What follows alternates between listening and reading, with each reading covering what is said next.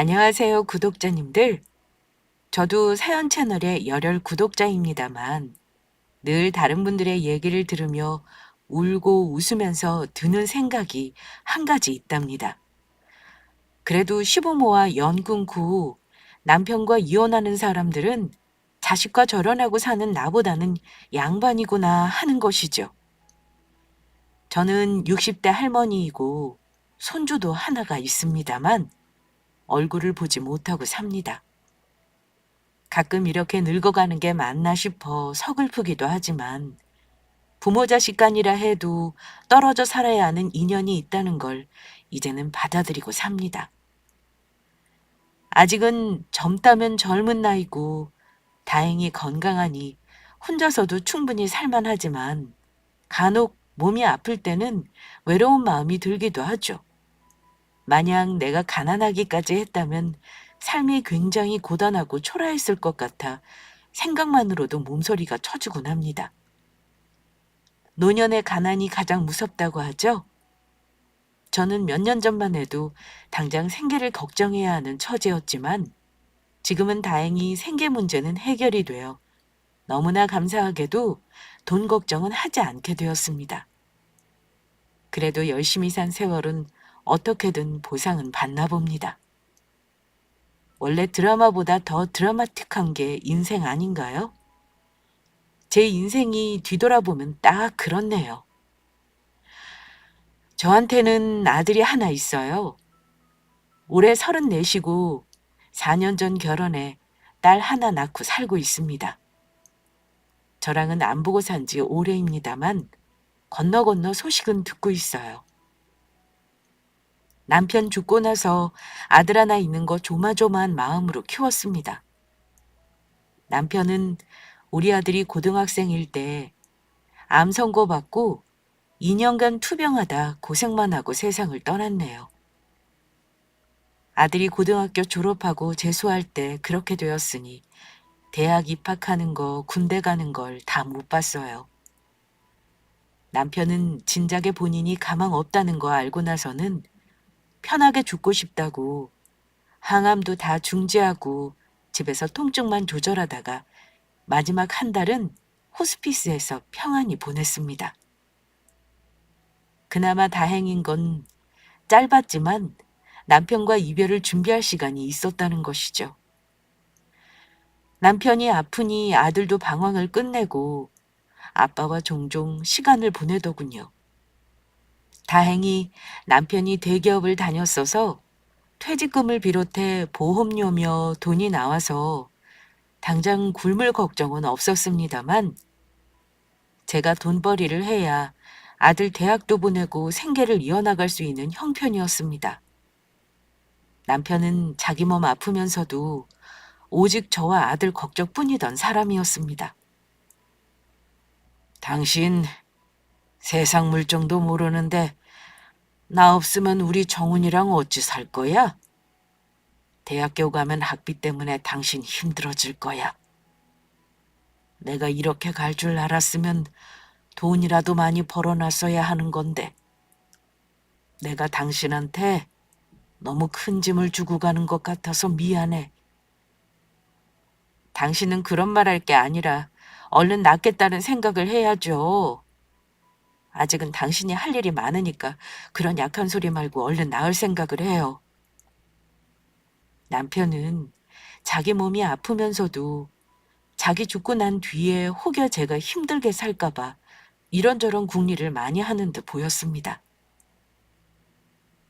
얼마 안 되는 재산이지만 내가 문제없이 다 정리해주고 갈 거야. 근데 이거 하나는 꼭 명심해. 여보, 아무리 아들이 중해도 나중에 죽기 전까지는 절대 모든 재산 다 넘기지 말어. 자식 마음이랑 부모 마음은 다른 법이야. 내가 정훈이한테 아빠 없으면 네가 엄마 지켜야 한다고 신신당부를 했어. 근데 당신 알다시피 우리 정훈이가 외동이라 그런가 조금 이기적인 구석이 있는 게 걱정이네.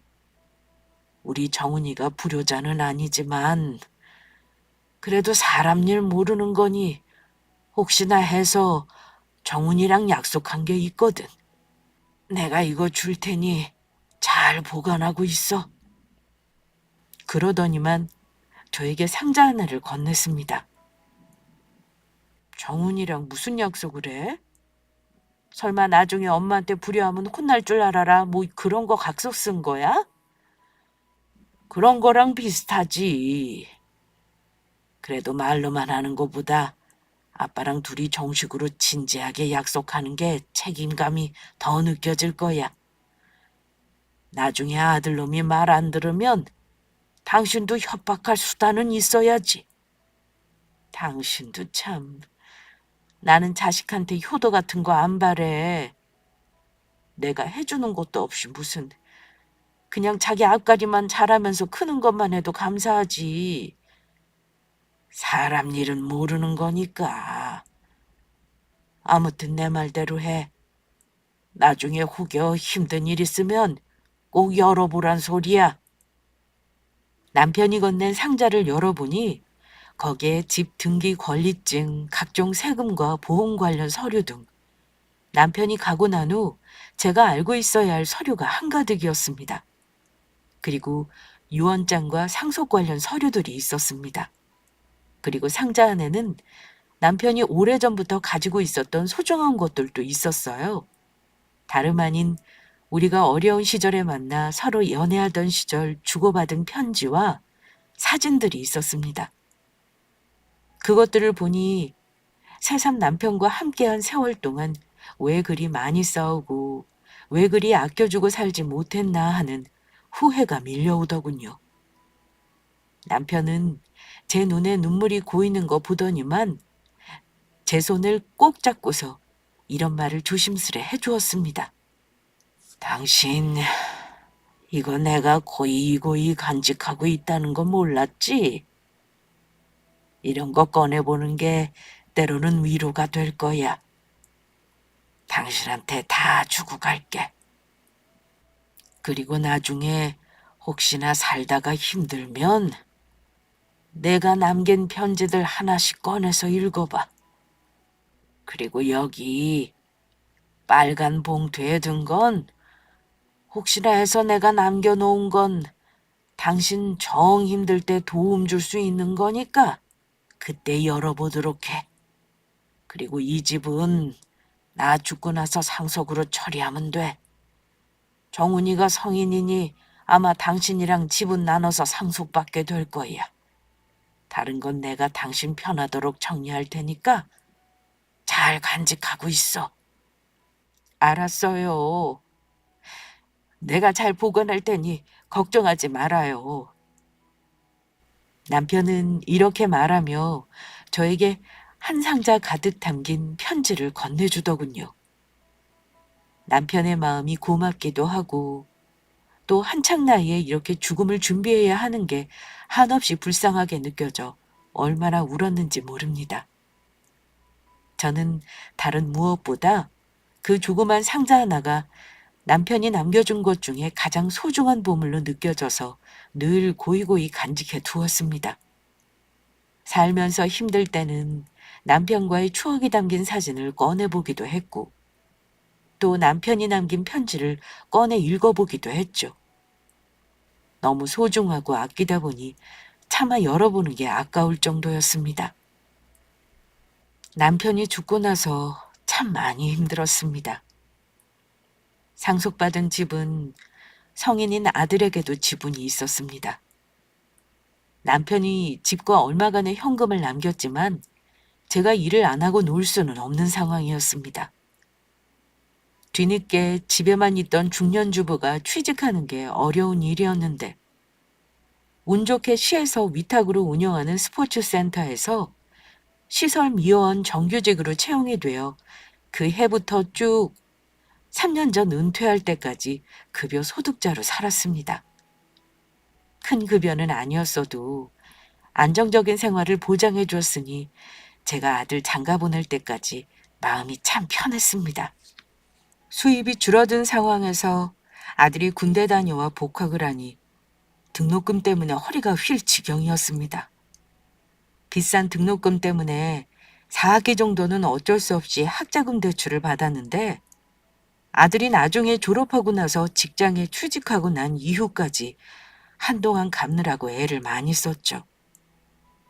제가 50대 초반에 갑상선 수술을 하고 나서 건강이 안 좋았던 적이 있었어요. 잠시 질병휴직을 하는 바람에 그때 아들 대출을 같이 못 갚아줘서 참 미안한 마음이 있습니다. 아마 아들이 말은 안 했지만 힘들었을 거라 짐작은 합니다. 사실 우리 아들은 말수가 워낙 없는 편인데 엄마 속 안 썩이고 순하게 큰 놈은 아닙니다. 고등학교 때 사춘기를 고3 때까지 한 놈이에요. 공부 하나도 안 하고 엄마 속을 얼마나 긁어놓았는지 모릅니다. 아들 키워본 엄마들은 아마 제 말이 무슨 말인지 아실 거예요. 저는 아들이라 생각 안 하고 우리 집 사는 하숙생이라 생각하고 밥만 잘해줬어요. 사소한 잔소리라도 하는 순간 집을 뛰쳐나갈 것처럼 행동했던 놈이라 하루하루 얼마나 가슴을 졸이며 살았는지. 그 시절에 우리 아들이 툭 하면 하는 말이 엄마, 제발 내가 알아서 할 테니까 아무 말도 하지 마. 나 좀 내버려둬. 엄마가 뭘 알아? 이런 말이었습니다. 너 엄마한테 왜 그리 버르장머리가 없니? 아빠 아파서 엄마 힘든데 너까지 이렇게 엄마 속상하게 할 거니? 아빠 아픈 게 내 책임은 아니잖아. 엄마가 잔소리하면 공부하는 거 더 싫으니까 그냥 아무 말 하지 말라고. 한창 공부해야 하는 고등학생일 때 남편의 암투병은 아들에게도 큰 상처였을 겁니다. 하지만 그 정도 나이면 집안의 우환도 이해할 만한 나이 아닌가요? 저도 힘들다 보니 아들을 많이 혼내기도 했고 아들도 저에게 화풀이를 많이 하긴 했습니다. 아픈 남편이지만 중간에서 아들과 저 사이를 중재하는 사람이 있고 없고 차이는 참 크더군요. 아들이 한 번씩 저러고 히스테리를 부릴 때면 저는 조용히 입을 닫고 아들을 기다려주는 것밖에 할 수 있는 게 없었죠. 그러다 고3 막판에 눈빛이 정상적인 사람으로 돌아오면서 재수를 한다길래 경제적으로 힘들었지만 지원해 줬습니다. 남편은 아들 재수하고 대학 가는 거 못 보고 그 해에 저 세상으로 갔어요. 남편 글이 되고 나서 아들은 점점 더 저와의 대화는 줄어들었어요. 품 안에 자식이라는 말이 있지요. 애지중지하며 키운 아들이지만 내 품 안에서 늘 떠나보낸다는 각오는 하고 있었습니다. 알아서 자기 앞가림하고 사회의 한 몫을 하는 사람으로 키워내는 게 저의 목표였으니까요. 세월은 참 덧없이 흐르더군요. 어느덧 저는 퇴직을 앞둔 나이가 되었고 아들도 어엿한 사회인이 되었습니다. 우리 아들이 며느리 만난 게 아마 대학 졸업하고 나서 공공기관에 첫 취직을 하고 나서였을 겁니다. 저에게 애인이 있다는 말은 결혼할 때 돼서야 해서 저도 언제부터 만난 건지 확실히는 몰라요. 그런데 만난 그 아가씨가 하필 아주 대단한 집 딸이었습니다. 시의원 딸이었는데 제가 이름을 차마 말은 못하겠네요. 지금은 의정 활동을 안 하는 걸로 압니다만 아무튼 예비 며느리라고 데려온 그 아이를 우리 아들이 많이 좋아하더군요. 32살 무렵쯤에 우리 아들이 결혼했는데 사실 결혼할 때도 속상한 일들이 참 많았어요. 예비 며느리가 인사로 왔을 때는 말수도 적고 묻는 말에 대답도 잘하길래 그저 우리 아들이랑 잘 맞는 아이인 줄만 알았는데요. 인사하고 나서 이상하게 상견례를 하자거나 결혼에 대해 가타부타 말이 없길래 제가 참다 궁금해서 물었습니다. 청은아, 너 결혼을 하는 거니 마는 거니? 엄마가 너 결혼하면 다른 건 몰라도 전세 보증금은 좀 보태주려고 하는데 여자친구랑 얘기해봤어? 어찌 결혼하겠다고 인사까지 해놓고는 아무 말이 없어. 엄마가 계속 기다려도 말이 없길래 물어보는 거야. 혹시 너희들 사이 무슨 일 있는 거 아니지? 그런데 아들이 주저주저 하더니만 한다는 말이 이랬습니다. 엄마, 나 할 말 있어요. 사실 은영이가 나랑 결혼하는 거 걱정을 많이 하더라고요. 지난번에 인사하고 나서 자기는 홀어머니 있는 아들이랑 결혼할 생각이 없다면서 자꾸 망설이는 것 같아요. 내가 집 해갈 만한 능력이 있는 것도 아니고 아직 돈도 많이 못 모아서 그런가 걔네 집에서 나 반대하나 봐요. 뭐? 혹시 엄마가 그날 뭐 실수한 거 있었니? 혹시 부담 줄까 봐 쓸데없는 거 하나도 안 물어봤는데. 내가 설마 하니 결혼해서 니들이랑 같이 살겠다는 것도 아니잖아. 걱정하는 거 이해 못하는 건 아니지만 네가 홀어머니라고 그쪽 부모가 우리 만나보지도 않겠다고 하는 거면 너도 굳이 매달리지 말어. 처음부터 이러면 결혼이 힘들어지는 거야. 축복받고 환영받는 결혼을 해야 탈이 없는 거고. 결혼 급할 거 뭐 있니? 정 그렇다면 그냥 연애하면서 시간을 두고 더 만나봐. 생각지도 못한 말을 아들 입으로 들으니 너무나 마음이 아팠습니다. 우리 아들이 선택할 수 없는 상황이 이런 식으로 흠이 될 수 있다는 게 참 제가 어찌할 바를 모르겠더군요. 동시에 예비 며느리에 대한 괘씸한 마음도 들었습니다. 우리 아들이 그런 식으로 거부당할 거라고는 한 번도 생각해 본 적이 없어서일까요? 저는 아들에게 너 싫다는 여자에게 매달리지 말고 결혼도 급할 거 없다고 했습니다. 하지만 아들은 이런 엄마의 마음과는 달랐나 봅니다. 엄마, 나 은영이랑 결혼하고 싶어요.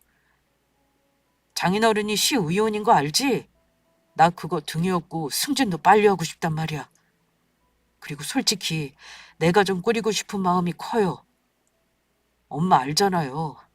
나 혼자 외롭게 커서 가족 많은 게 좋아요. 그래도 내가 집을 해가면 은영이가 마음을 놓을 것 같은데 전세 말고 집 사주실 여력은 없는 거예요? 적금 깨면 1억이 좀 넘으니까 그 돈 보태도 집 사려면 대출을 많이 받아야 할 것 같은데. 대출 받아서 살 수는 있겠죠. 근데 엄마 아시잖아요. 나 학자금 대출도 직장 다니면서 3년 동안 갚았어요. 진짜 대출이라면 지긋지긋해요. 아들은 오래 연애한 여자와 헤어지고 싶어 하지 않았습니다. 다 크고 나서는 생전 저에게 이런 요구를 한 적 없는 아들인데 결혼하고 싶은 여자가 있으니 마음이 급해 보였어요. 그러면서 저에게 집을 해달라는 말을 하는데 저도 생각이 많아지더군요. 결혼하면서 빚을 지고 싶어 하지 않는 아들 마음도 이해는 갔습니다. 살던 집은 저에게 의미가 큰 집이었습니다. 많이 올랐기도 했고 먼 훗날 언젠가는 아들에게 물려주려고 했지만 일찍 팔 생각은 없었습니다. 그런데 아들이 원하니 어쩌겠나요? 남편에게 상속받은 그 아파트는 제 지분이 더 많았는데요. 아들은 매매 편의를 위해 자기가 제 지분을 미리 증여받기를 원해서 고민 끝에 제 지분을 증여해 주었습니다. 제가 살 집을 마련하려면 집을 매매해서 전세라도 얻어야 했기에 결국 집을 6억에 팔았고 아들은 5억대 아파트를 집 한 돈을 보태 대출 끼고 마련했습니다. 그리고 1억 남짓으로는 제가 전세를 따로 얻어 들어가게 되었습니다. 동생은 저에게 아들에게 집 주는 걸 미련한 짓이라고 했고 아들에게 엄마 집 팔게 하는 거 잘못 생각하는 거라고 혼내기도 했어요. 그래도 부모는 자식이 원하는 대로 해주게 되는 것 같습니다. 그렇게 집까지 팔아 결혼시켰더니만 결혼하고 나서 아들은 자기 마누라에게 정말 잡혀 살면서 전혀 낯선 사람이 되어버리더군요. 집이 먼 거리도 아니었는데 잘 찾아오지도 않았을 뿐더러 제가 간혹 불러서 밥을 해주려 해도 자기 와이프가 싫어한다며 마다하곤 했습니다. 엄마, 우리 와이프가 불편하대. 나중에 나만 잠깐 들리던지 할게요. 그래도 한 달에 한 번 같이 밥이라도 먹으면서 얼굴을 보고 살아야지. 새아가가 여기 오는 거 싫다 그러는 거니? 솔직히 시어머니가 편하지만은 않겠죠. 암튼 엄마, 한 달에 한 번은 너무 많아요. 집사람이 명절이랑 생신이랑 어버이날에만 며느리돌이 하겠다고 이미 결혼 전에 얘기했어요. 저도 그렇게 하라고 했고요. 그러니까 자꾸 자주 오라는 말 마세요. 뭐? 아니 가족들끼리 얼굴 보고 사는데 횟수를 정해놓고 본다는 거야? 네 처가에도 그렇게 하니? 엄마는 서운하구나. 엄마 이러시는 거 요즘에는 며느리들이 시어머니 갑질이라고 싫어하는 거 알죠? 우리 쿨하게 삽시다. 엄마 아직 젊은데 나 언제 올까 기다리지 말고 엄마 인생 살면 좋잖아요. 홀가분하게. 아들이 하는 말에 그날 참 서운했던 기억이 나네요. 결혼한 부부가 그렇게 뜻을 모았다는데 제가 오라가라 고집을 부리면 소위 말하는 진상 시어머니가 될 것 같아 별말하지 않았습니다. 하지만 내가 우리 아들을 저리 키웠나 싶은 게 한동안 마음이 참 힘들었네요. 지켜보자니 우리 아들은 거의 처가의 대릴사위처럼 자라더군요. 처갓집이랑 일부러 가까운 거리에 집을 산 것도 자주 왕래를 하고 싶어서였겠죠. 아마 그건 며느리 뜻이었을 거라고 생각합니다. 그래도 결혼 초기에는 며느리 말대로 명절, 어버이날, 내 생일과 제 아버지 기일은 챙기긴 했습니다. 며느리는 시모인 저에게 말 한마디 살갑게 건넨 적이 없는 아이입니다. 늘 쌀쌀맞았고 불만스러운 얼굴이었어요. 저는 아들 결혼시키면서 무리한 예단을 요구한 적도 없었습니다. 그런데도 저를 부담스러워 하더군요. 그러다가 임신을 했다는 소식을 들었을 때 제가 너무 기뻐서 전화를 한 번 했던 적이 있었는데요. 그때 며느리에게 참 서운한 말을 들었습니다. 새아가, 너 아기 가졌다며? 축하한다. 입덧 심할 텐데 혹시 뭐 먹고 싶은 건 없니? 입덧이 심한데 먹고 싶은 게 있겠어요. 먹고 싶은 건 됐고 사실 어머니 저 부탁 하나 할게요. 부탁? 그래. 내가 들어줄 수 있는 거 다 들어줄 테니까 말해봐. 첫 손주를 본다는 기쁨에 축하 전화를 한 저에게 며느리는 참으로 황당한 요구를 했습니다. 어머니, 죄송하지만 저 임신했을 때는 시댁 때문에 스트레스 받고 싶지 않아요. 안정해야 하는 시기이기도 하고 제가 몸이 많이 약해서요. 가급적이면 연락하지 말아주셨으면 해서요. 솔직히 말씀드리면 저 어머니 번호가 핸드폰에 뜨는 거 보기만 해도 조금 스트레스를 받는 편이라서요. 임신 중이니까 저 힘든 건 말씀드려야 할 것 같아서 그래요. 부탁 좀 드릴게요. 대놓고 말해 자기에게 전화도 하지 말라는 뜻이었죠.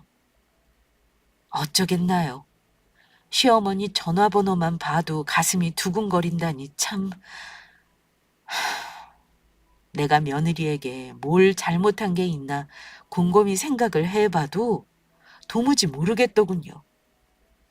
며느리는 홀시모라는 저의 존재 자체가 부담이었을까요?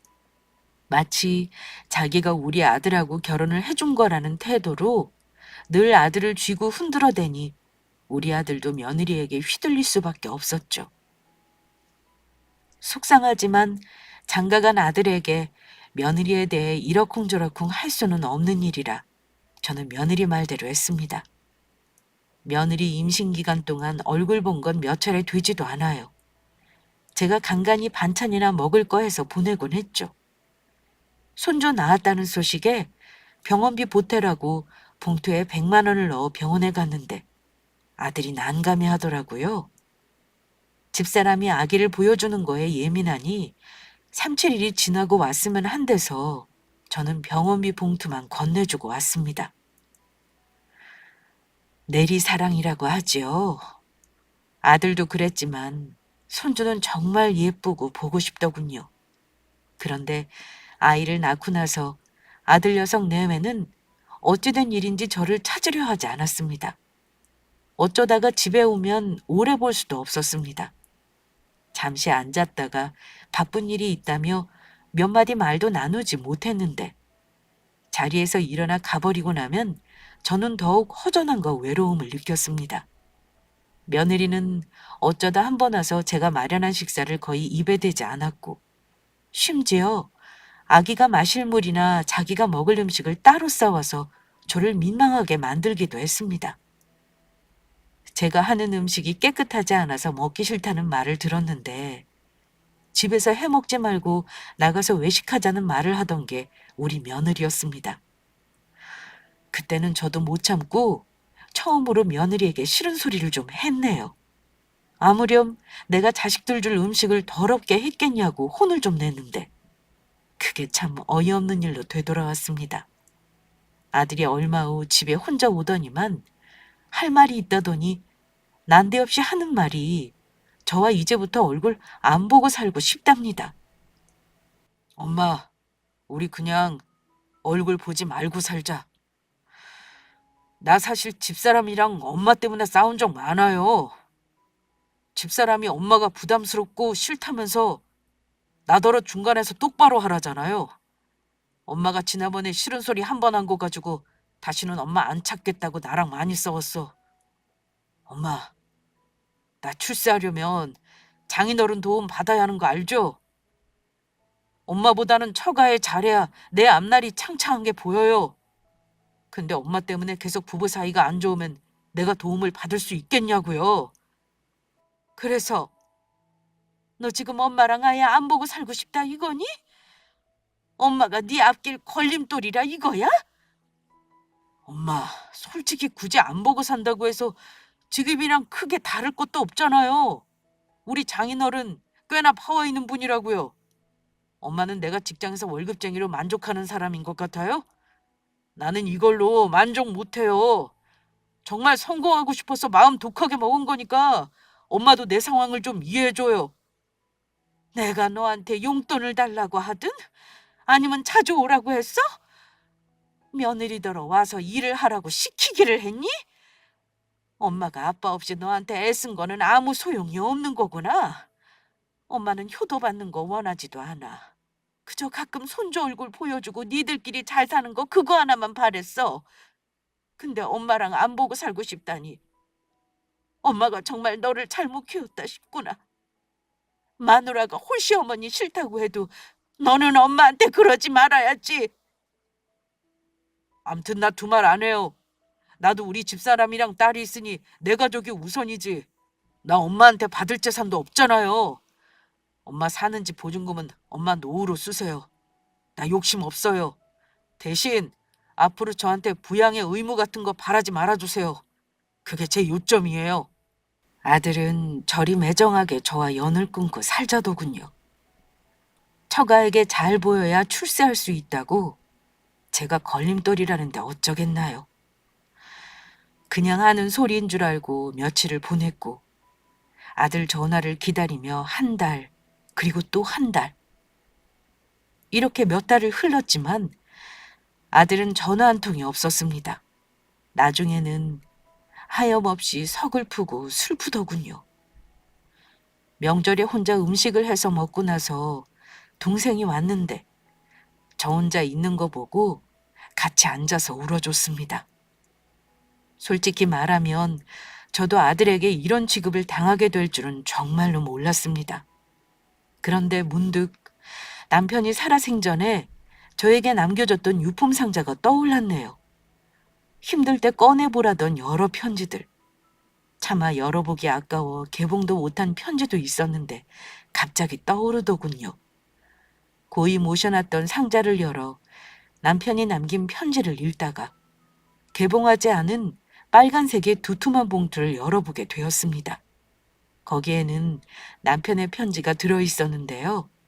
남편이 편지에 써놓기를 저를 남겨놓고 빨리 세상을 떠나 미안하다는 말과 함께 혹시 금전 문제나 아들과의 갈등으로 도움이 필요하면 적어놓은 주소로 연락을 해보라는 글을 적혀 있었는데요. 그 사람은 저도 아는 사람이었습니다. 남편 생전에 친하게 지냈고 상속 문제 처리할 때 도움을 줬던 남편의 변호사 친구였거든요. 이제 와서 내가 남편 친구에게 무슨 도움을 받겠나 싶었어요. 아들이 저와 안 보고 산다고 해서 자식을 고소할 수도 없는 노릇이니까요. 속상한 마음에 한쪽 구석으로 치워놓고 또 얼마간의 시간이 흘렀죠. 그러다가 제가 마음을 바꿔먹은 계기가 있었습니다.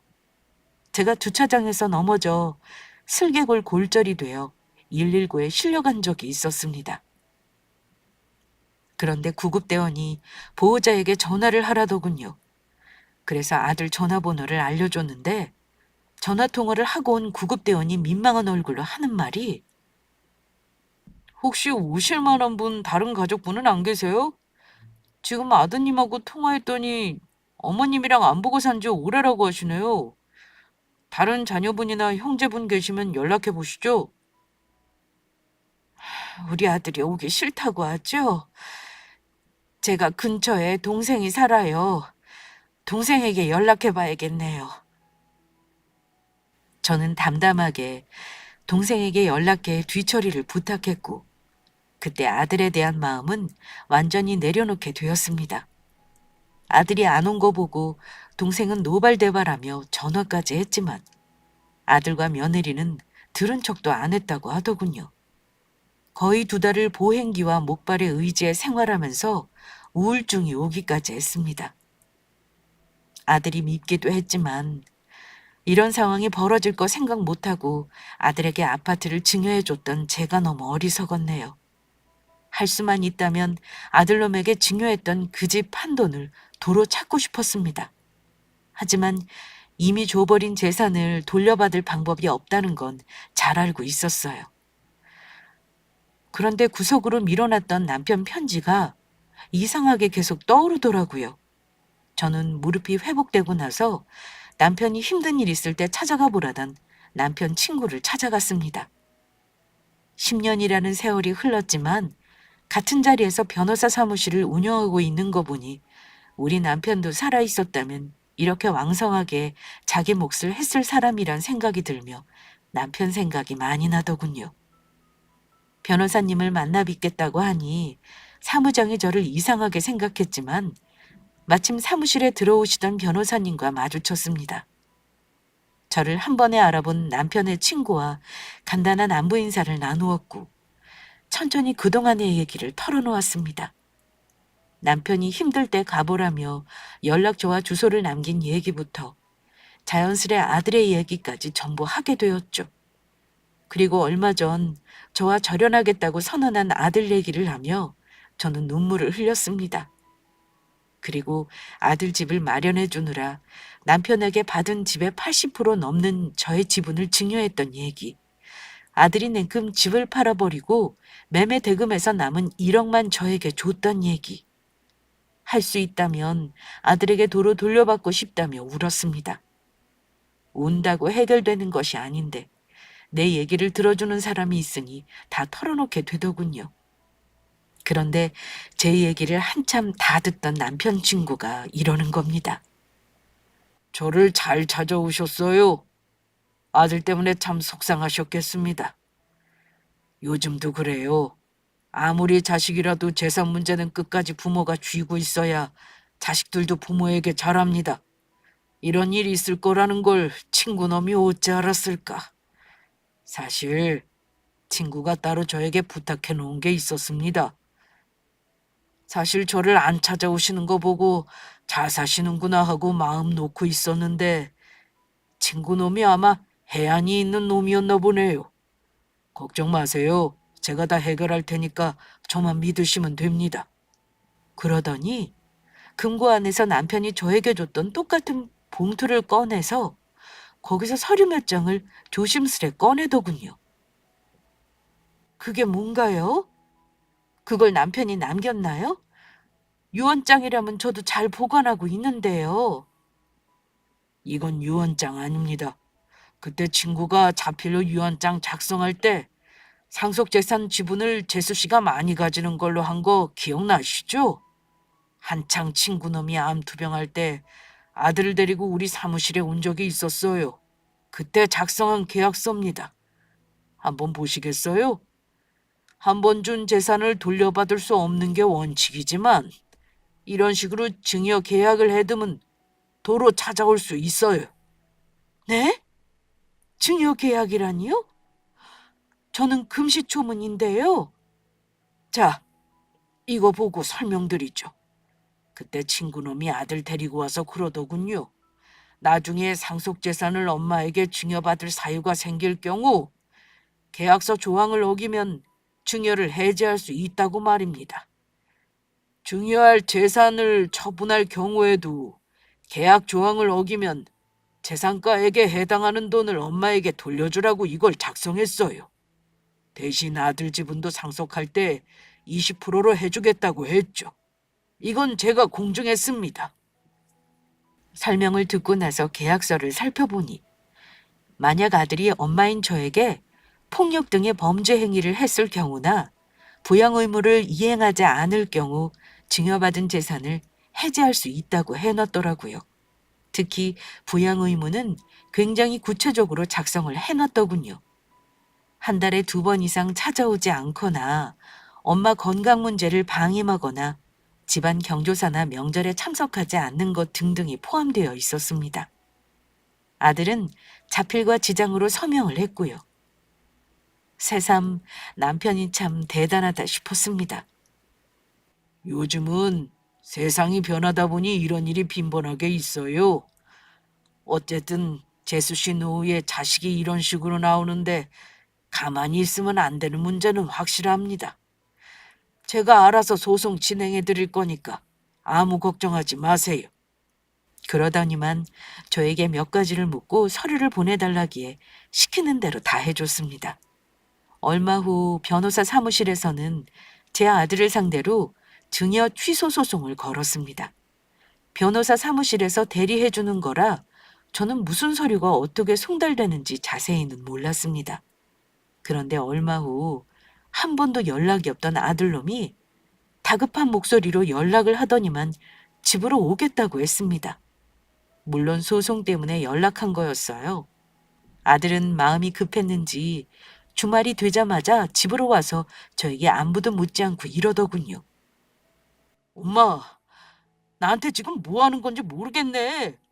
이게 뭐예요? 소송?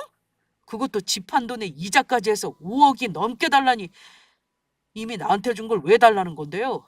빨리 소송 취하해줘요. 우리 집 지금 발칵 뒤집혔다고요.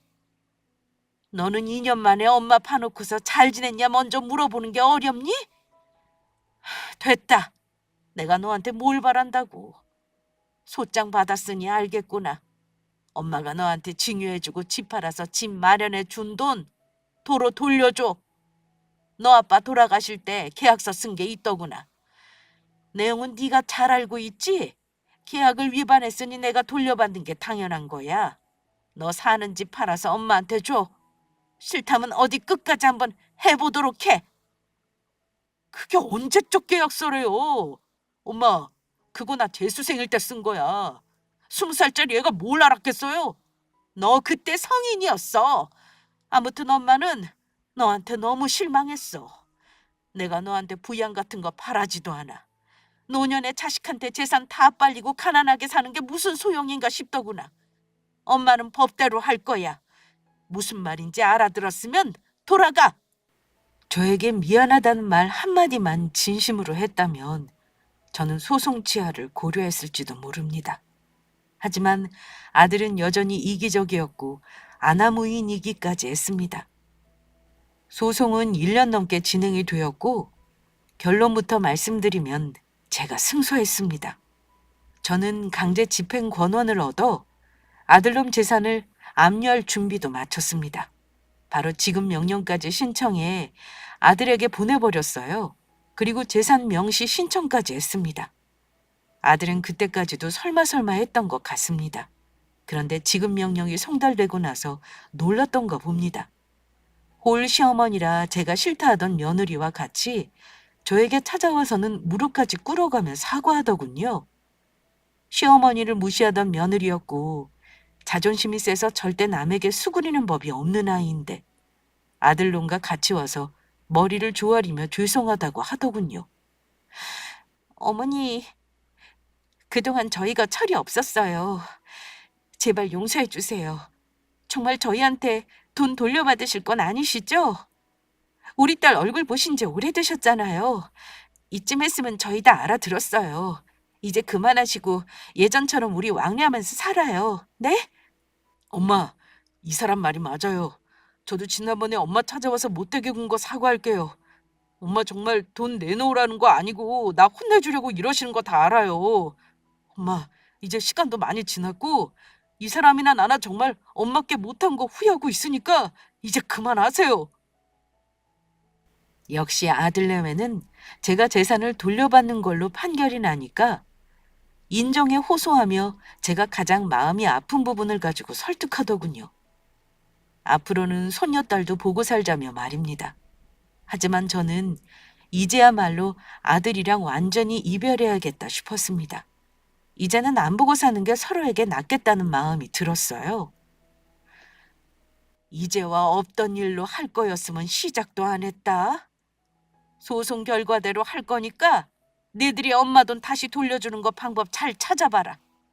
돈이 없으면 네 집을 팔아야 하지 않겠니? 시간 많이 줄 생각 없어. 딱 3달 주마. 엄마, 정말 왜 이러세요?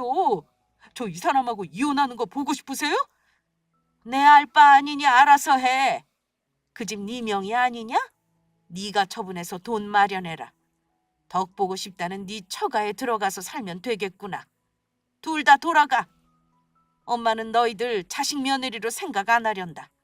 그러니 앞으로도 니들은 해온 대로 그렇게 살아. 어머니, 저희 친정아빠 이번에 공천 못 받으셔서 의원 노릇도 못하고 계세요.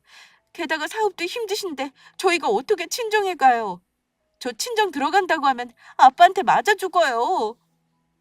네 말 맞다나 남편이랑 이혼을 하던지 하고 너랑 네 딸만 책임져 달라고 하지 그러니 나도 두말 안 하마. 판결 난 대로 해. 안 그러면 남은 재산도 다 못 지킬 각오를 해야 할 거야. 엄마가 너희 혼내주려는 생각만으로 이렇게 크게 일을 벌린 줄 아니? 나는 아무리 부모 자식 간이라도 예의는 지켜야 한다고 생각하는 사람이다. 먼저 영 끊고 살자가 온 건 정훈이 너야. 엄마도 다시는 안 볼 생각으로 소송한 거니 돈이나 준비해라. 엄마, 그 큰 돈을 어떻게 마련하냐고요. 그동안 대출 갚느라고 모아놓은 돈도 없단 말이에요. 엄마는 정말 저 처가살이 하기를 바라세요? 처가살이 자처하던 네가 그런 말하니 우습구나. 한 입 가지고 두 말하는 거니? 이제 엄마 말할 기운도 없어. 법대로 할 거라고 했으니까 알아들었으리라 믿는다. 당장 내 집에서 나가라. 저는 사정사정하면서 용서를 비는 아들내외를 집에서 내보냈습니다. 3달 말미를 줬는데 그 기간 안에 집이 안 팔리더군요. 아들에게 돈을 받으려고 거의 반년을 기다렸습니다. 아들놈도 돈이 없었으니 아마 고민이 많았겠죠. 하지만 초라하게 늙다가 고독사하는 할머니가 되기 싫었던 저는 마음을 독하게 먹었습니다. 결론부터 말씀드리면 저는 아들에게 판결문대로 이자까지 쳐서 5억이 넘는 돈을 잘 돌려받았습니다. 저의 노후자금으로 잘 쓰려고 목돈 예금으로 묶어놓았어요. 아들 내외는 아마 며느리 친정집으로 들어간 걸로 압니다. 재산 문제가 다 정리되고 나서 1년이 흐른 지금도 저는 아들과 절연 상태입니다. 저는 아들이 진심으로 뉘우치고 미안하다는 말 한마디를 하면 다 용서할 수 있는 마음임에도 아들에게는 미안하다는 그 한 음절의 말이 그렇게도 어려웠나 봅니다. 소식을 듣자니 아들은 여전히 출세는커녕 다니던 직장에서 승진도 못하고 있다네요. 시의원이었던 며느리 친정아빠가 무슨 사건에 휘말리는 바람에 이제는 시의원이 아니라니 장인어른 등이 없고 출세하고 싶다던 소망은 어긋난 셈이죠. 제가 느낀 건 이래요. 부모는 자식을 절대 짐으로 여기지 않고 늘 믿는 마음을 갖고 있는 법입니다. 하지만 자식들은 하나밖에 없는 부모를 무거운 짐처럼 여기고 배반을 해도 가책을 전혀 느끼지 않는다는 겁니다. 예전과는 비교도 안 되게 교육 수준이 높아지고 물질 만능 시대가 되다 보니 제 아들처럼 배은망덕, 불효막심한 자식들이 속출하고 있는 게 슬픈 현실이죠. 그러니 저를 보시고 우리 구독자분들은 자식에게 물려줄 재산을 저처럼 절대 먼저 다 주지 마세요. 아무리 부모 자식이라고 해도 자식은 부모와 같은 마음이 아닙니다. 그러니 재산을 볼모로 잡고 자식들에게 강제 효도라도 받으시길 바랍니다. 이런 조언을 한다는 게 서글프지만 별 수 있나요? 이런 일이 비일비재하니 그런 계약서도 존재하는 거 아니겠어요? 저의 이야기는 재미로만 들으시고 우리 구독자분들에게는 절대 이런 일이 없길 바라겠습니다. 부끄러운 저의 사연은 여기까지 하겠습니다. 들어주신 모든 분들께 감사드립니다.